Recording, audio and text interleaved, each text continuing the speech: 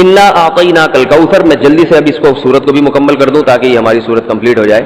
ترجمہ کر دیتا ہوں. انا اعطیناک الکوثر، اے نبی ہم نے آپ کو عطا کی کوثر. فصلی، پس آپ نماز پڑھیے، لربک، اپنے رب کے لیے، ونحر، اور قربانی کیجیے. انا، بے شک، شانئک، آپ کا دشمن، هو الابتر، وہی دم کٹا ہے، وہی اسی کی نسل ختم ہوگی، اسی کا ذکر خیر ختم ہو جائے گا، وہی ناقص ہے، اس کا کوئی نام لینے والا ان کے بعد نہیں ہوگا. سمجھ رہے بات کو؟ اس صورت کا میں شان نزول بتا دیتا ہوں آپ کو، کچھ اس کی فضیلت کیا ہے اور اس کی تفسیر کیا ہے. یہ آپ کو تحریری شکل میں مل جائے گی، لہذا لکھنے کی ضرورت نہیں ہے. ٹھیک ہے؟ جیسے سورہ فلق اور سورہ ناس کا خلاصہ مل گیا نا آپ لوگوں کو. کس کس کو ملا ہے؟ سب کو مل گیا؟ آپ کو نہیں ملا؟ نیٹ سے دیکھ لیں، مل جائے گا انشاءاللہ. کب سے بھیجا ہوا ہے؟ اس کے بعد اذا جاء نصر اللہ، قل یا ایھا الکافرون، ان صورتوں کے بھی آپ کو خلاصے سورہ اخلاص کا مل جائے گا انشاءاللہ. تو یہ جو بھی بتا رہا ہوں یہ بھی تحریری شکل میں آپ کو دے دیا جائے گا.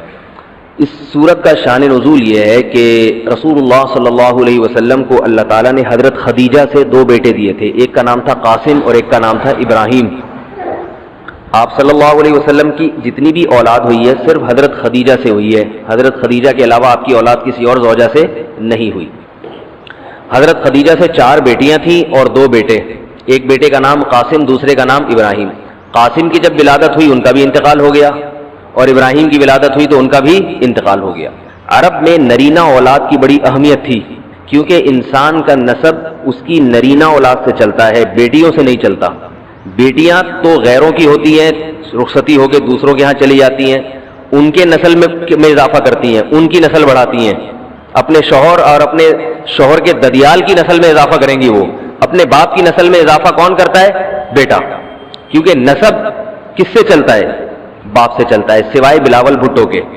بلاول بھٹو کے بارے میں کہتا ہوں کہ بلاول بھٹو اسلامی تاریخ، غیر مسلموں کے ہاں تو ماں سے چلتا ہے جو نیچر کے خلاف ہے، لیکن اہل اسلام میں، اسلامی تاریخ میں سوائے بلاول بھٹو کے آج تک کوئی ایسا شخص پیدا نہیں ہوا جس کے نسب اور خاندان ماں سے چلتا ہو.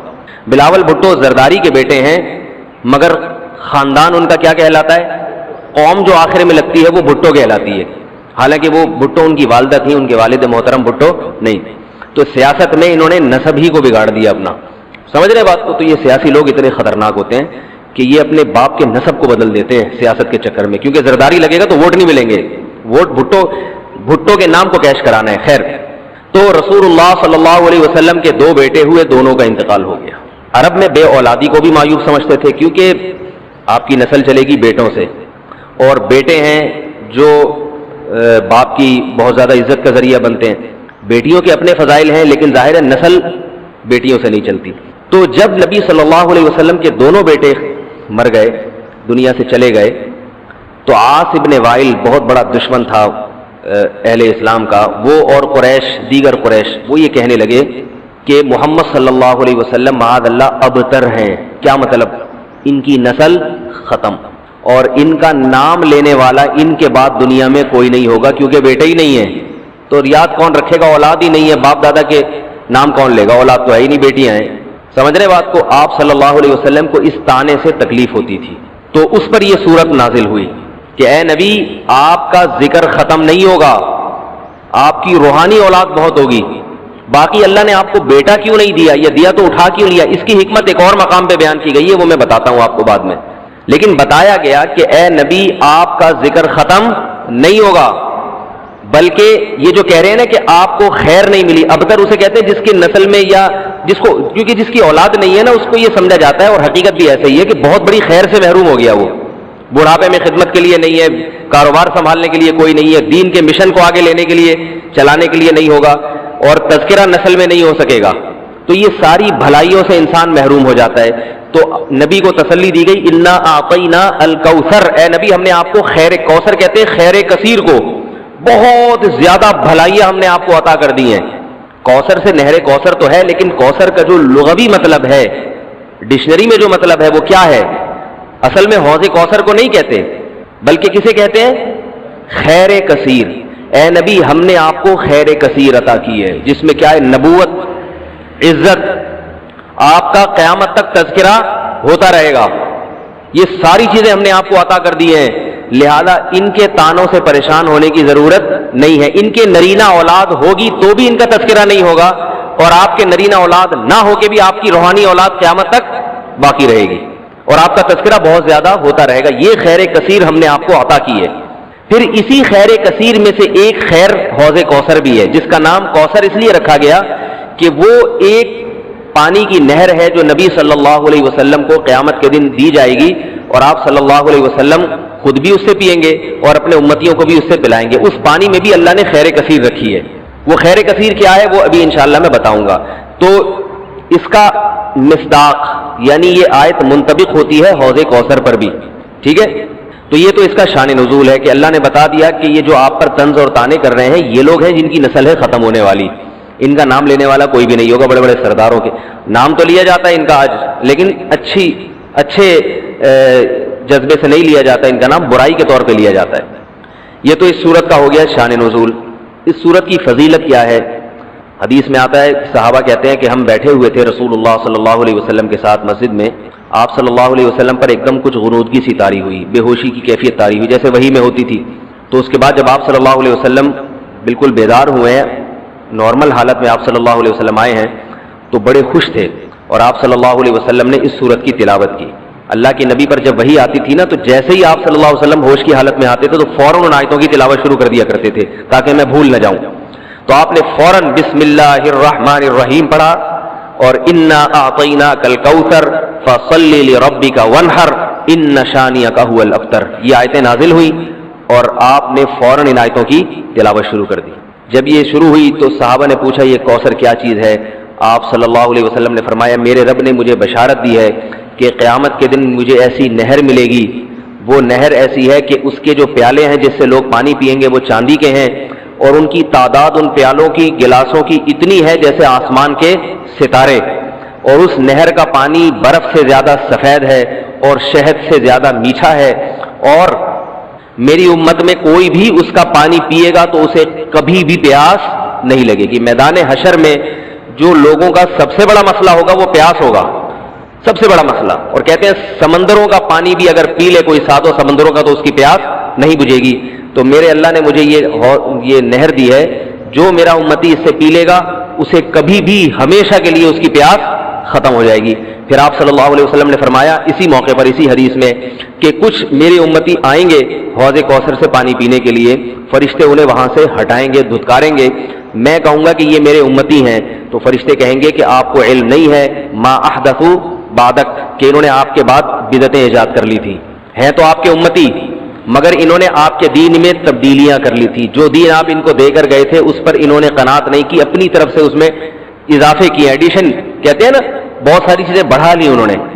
تو اس میں وعید بھی آپ صلی اللہ علیہ وسلم نے بتا دی کہ حوض کوثر سے بدعتی کو پانی پینے کی توفیق نہیں ملے گی. تو یہ تو اس صورت کی فضیلت ہو گئی. اب اس صورت کے مضامین کیا ہیں، تفسیر کیا ہے اس کی، اس کے اسباق کیا ہوتے ہیں، یہ انشاءاللہ پھر. تو جب نبی صلی اللہ علیہ وسلم نے فرمایا نا کہ تم موت کے بعد دوبارہ زندگی ملے گی، تمہیں اللہ کے سامنے حساب و کتاب دینا ہے، تو وہی مشہور سوال تھا سأل سائل بعذاب واقع. اللہ فرماتے ہیں واقع کب ہوگا یہ تو میں نہیں بتاؤں گا، میرا اصول ہی نہیں ہے کہ میں قیامت کا علم بتا دوں. لیکن اتنی بات ہے للکافرین لیس لہ دافع، جو بھی اللہ کا منکر ہے، اللہ کو نہیں مانتا، اللہ کے حکام کو فالو نہیں کرتا، جب وہ عذاب آئے گا تو دنیا کی کوئی طاقت اس عذاب سے ان کو بچا نہیں سکے گی. تعرج الملائکۃ والروح الیہ فی یوم کان مقدارہ 50,000 سنہ، 50,000 سال کا ایک دن ہوگا. کہیں 1,000 سال اللہ نے ذکر کیا میدان حشر کے بارے میں، کہیں 50,000 سال. تو علماء نے بیان کیا یہ لوگوں کے حالات کے حساب سے ہوگا. یہ ٹائم کے جو یونٹ ہے نا یہ ہر ایک کے حق میں مختلف ہوتے ہیں. دیکھو جب ہم پیدا ہوئے تو ہم کائنات کو بننے کے اربوں سال کے بعد پیدا ہوئے ہوں گے نا، تو کیا ہمیں انتظار کرنا پڑا؟ بولو نا کیا ہو گیا؟ اگر ہمیں اللہ انتظار کرواتا ابھی تم عالم ارواح میں ہو 1 ارب سال کے بعد تمہارا نمبر آئے گا تو میں تو بوریت سے مر چکا ہوتا. کیا خیال ہے بھائی؟ جہاں فلائٹ 1 گھنٹہ لیٹ ہو جائے انتظار میں آدمی ٹینشن میں چلا جاتا ہے. لیکن ہم تو جب آئے تو ہمیں تو لگا کہ کائنات کی ابتدا آج سے ہو رہی ہے جب ہم نے ہوش سنبھالا، کیونکہ ہمارے وہ یونٹ جو تھے نا، جو وقت کی اکائیاں ہیں، وہ ہمارے حق میں اسٹارٹ ہی نہیں ہوئی تھی. تو اسی طرح مرنے کے بعد جو مردے کے لیے جو ٹائم کے یونٹ ہے نا وہ چینج ہوتے ہیں. ورنہ جو مردہ بیچارہ 20,000 سال پہلے دفن ہوا ہے وہ تو قبر میں کوئی عذاب نہ بھی ہو رہا، وہ تو پڑے پڑے ہی بور ہو گیا ہوگا کہ اللہ قیامت لے آ، میں تو ٹینشن میں آ گیا ہوں، 20,000 سال ہو گئے مجھے. تو اس کو تو ایسا نہیں لگے گا کہ 20,000 سال ہو گئے. وہ جب دوبارہ اس کو اللہ تعالیٰ اٹھائیں گے تو نیک لوگوں کو تو لگے گا ابھی ہم سوئے تھے اور ابھی ہمیں کسی نے آ کے اٹھا دیا. جیسے گہری نیند میں جب انسان سوتا ہے کئی گھنٹے بعض دفعہ سوتا ہے, کوئی آ کے اٹھائے تو اس کو لگے گا یار ابھی تو میں سویا تھا, ابھی آپ نے اٹھا دیا ہمیں. تو سوتے ہوئے آدمی کے ٹائم کے یونٹ الگ ہوتے ہیں, مرنے کے بعد کے ٹائم کے یونٹ الگ ہوتے ہیں, عالم ارواح کے الگ تھے. اور بعض تو یہ بھی میں نے سنا ہے کہ دوسرے سیارے پہ آپ چلے جائیں نا زمین کے علاوہ تو وہاں بھی ٹائم کے یونٹ چینج ہو جائیں گے. تو اسی طرح آخرت کے ٹائم کے یونٹ بالکل الگ ہے. ایک دن 50,000 سال کی, دنیا کا جو 50,000 سال ہے نا وہ وہاں کا ایک دن ہوگا. کسی کے حق میں 1,000 سال, کسی کے حق میں 50,000 سال. یہ وہ ہے جب حساب و کتاب جس میں ہوگا. تو اللہ نافرمانوں کو عذاب سے پہلے نا حساب و کتاب کا عذاب دیں گے. اللہ ہم سب کو اس عذاب سے محفوظ رکھے, جس کو قرآن نے ایک جگہ بیان کیا, یجعل الولدان شیبا, وہ ایسا دن جو بچوں کو بوڑھا کر دے. ایسا دن یفر المرء من اخیہ, انسان اپنے بھائی سے دور بھاگے. اس لیے بڑے بڑے اللہ والے وہ جہنم سے زیادہ پناہ مانگا کرتے تھے میدان حشر کی سختیوں سے. جہنم تو اس سے زیادہ سخت ہے, لیکن میدان حشر کوئی کم چیز نہیں ہے, وہ کوئی کم عذاب نہیں ہے. تو اللہ فرماتے ہیں کہ 50,000 سال کے برابر ایک دن ہوگا. فاصبر صبرا جمیلا انہم یرونہ بعیدا. جب مشرک بار بار کہتے بھائی چھوڑو ابھی لے آؤ نا ابھی لے آؤ, تو نبی صلی اللہ علیہ وسلم کو پریشانی ہوتی کہ بھئی اللہ وقت بتاتا کیوں نہیں ہے, بتا دے تاکہ میری جان چھوڑیں یہ لوگ. تو اللہ نے پیغمبر صلی اللہ علیہ وسلم کو تسلی دی, فاصبر صبرا جمیلا, اے نبی آپ صبر جمیل کریں. صبر جمیل وہ صبر ہے جس میں ذرا بھی شکایت نہ ہو. انہم یرونہ بعیدا, اے نبی یہ لوگ سمجھتے ہیں اس کے آنے میں بہت ٹائم ہے, لاکھوں کروڑوں سال ہیں. ونراہ قریبا, جبکہ ہم دیکھ رہے ہیں بس آنے والی ہے.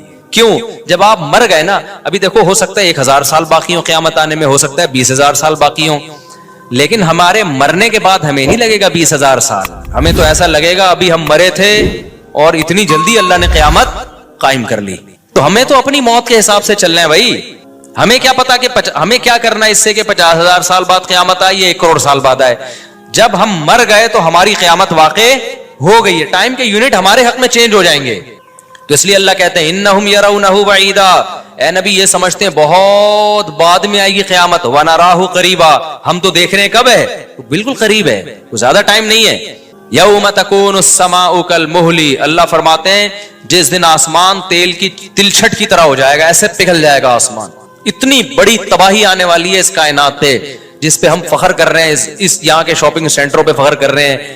میں بھی ایک پروگرام میں گیا نا اسلام آباد میں, بڑا زبردست پروگرام تھا, بڑے بڑے تاجر آئے ہوئے تھے, تھوڑا سا موٹیویٹ کرنا تھا لوگوں کو تاکہ پیسہ کمائیں. تو یہ تو اچھی بات ہے, اسلام تو آپ کو بزنس کا پیسہ کمانے کا حکم دیتا ہے تاکہ ہم بھکاری پن سے نکلیں. بھکاری پن کو تو پسند نہیں کیا گیا نا, ایک شخص بھیک مانگتا ہے نبی نے اس کو پسند نہیں کیا, تو پوری قوم پورا کنٹری بھکاری بن کے IMF کے سامنے کشکول لے کے کھڑا ہوا ہو تو ہمارے نبی اس کو پسند کریں گے کہ کوئی مسلمان قوم ہو اور قومی سطح پہ بھکاری بن چکی ہو. تو یہ علماء کی ذمہ داری ہے لوگوں کو پیسہ کمانے کی ترغیب دیں, بزنس کی طرف لے کر آئیں, یہ مذہبی ذمہ داری ہے. تو میرا اس میں کوئی کمیشن نہیں تھا, میں گیا, میں نے تقریر کی, لیکن ایک چیز کا مجھے اندازہ ہوا کہ یار ایک چیز یہاں پیدا ہو رہی ہے, پیسہ کمانے کے ساتھ پیسے کی محبت بھی آ رہی ہے. تو مجھے خیال ہوا میں اپنی اسپیچ میں ایک بات کہوں کہ آپ یہاں ہیں, سارے ارب پتی کروڑ پتی تاجر ہیں, سب اپنے اپنے تجربے شیئر کر رہے ہیں کہ میں یہ کرتا تھا, آج میں نے اتنے روپے کما لیے, میں یہ کرتا, تاکہ لوگوں کو موٹیویشن ملے. اچھی بات ہے, بہت اچھا پروگرام تھا. تو مجھے خیال ہوا کہ ایک بات میں کہوں کہ ضرور, لیکن ایک چکر نہ ہفتے میں ایک دفعہ قبرستان کا ضرور لگایا کرو تاکہ نیتیں ٹھیک ہو جائیں پیسہ کمانے سے. ایسا نہ ہو یہ پیسہ قارون بنا دے آپ کو. ایک دفعہ ایسا کیا کرو, جیسے یہ پروگرام ہو رہا ہے بڑا زبردست, لوگ آ رہے ہیں, ایوارڈ مل رہے ہیں, اور تو یہاں سے نکل کے, لیکن میں نے کہا نہیں, میں نے کہا یہ ان کے مینٹل لیول سے نا اوپر کیجیے, ہر چیز ہر جگہ کہنے کی نہیں ہوتی. یہ کہیں گے مفتی صاحب رنگ میں بھنگ ڈال کے چلے گئے. اچھا بلا ہم دیکھ رہے تھے اتنے کروڑ پتی لوگوں کو سن کے, ہمیں بھی خواب آ رہے تھے کل ہمارے پاس لینڈ کروزر ہوگی, 4 شادیاں ہوں گی, اب پیسہ ہوگا زبردست, یہاں جائیں گے وہاں جائیں گے. یہ مولوی نے آگے یہاں بھی کیا کر دیا, قبرستان کی باتیں شروع کر دی.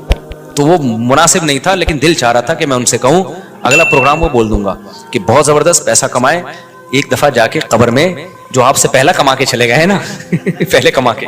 یہ یوٹیوبرز تو یہاں آ رہے ہیں, اپنا ایکسپیرینس شیئر کر رہے ہیں, میں ایسا کانٹینٹ بناتا ہوں اور میں ایسے محنت کرتا ہوں. اچھی بات ہے, مجھے بڑی خوشی ہو رہی تھی, تھوڑی سی امیدیں ہوئی کہ شاید پاکستان اب شاید اچھی سمت میں جانا شروع ہو جائے. تو مجھے ان پہ وہ کوئی نہیں, وہ تو بہت اچھا کر رہے تھے, بلکہ یہ تو ایک ظرف کے بڑے ہونے کی بات ہے کہ آپ بتائیں کہ میں نے پیسہ ایسا کمایا, ورنہ لوگ بتاتے کہاں ہیں. مجھے ان یوٹیوبرز میں خوشی ہو رہی تھی, وہ بتا رہے تھے ہم نے یہ کانٹینٹ بنایا, ہم نے ایسے چینل بنایا, اتنے پیسے کمائے. تو اچھی بات ہے, شیئر کرو یار تاکہ لوگوں کی غربت ختم ہو, وہ بھی کریں یہ کام.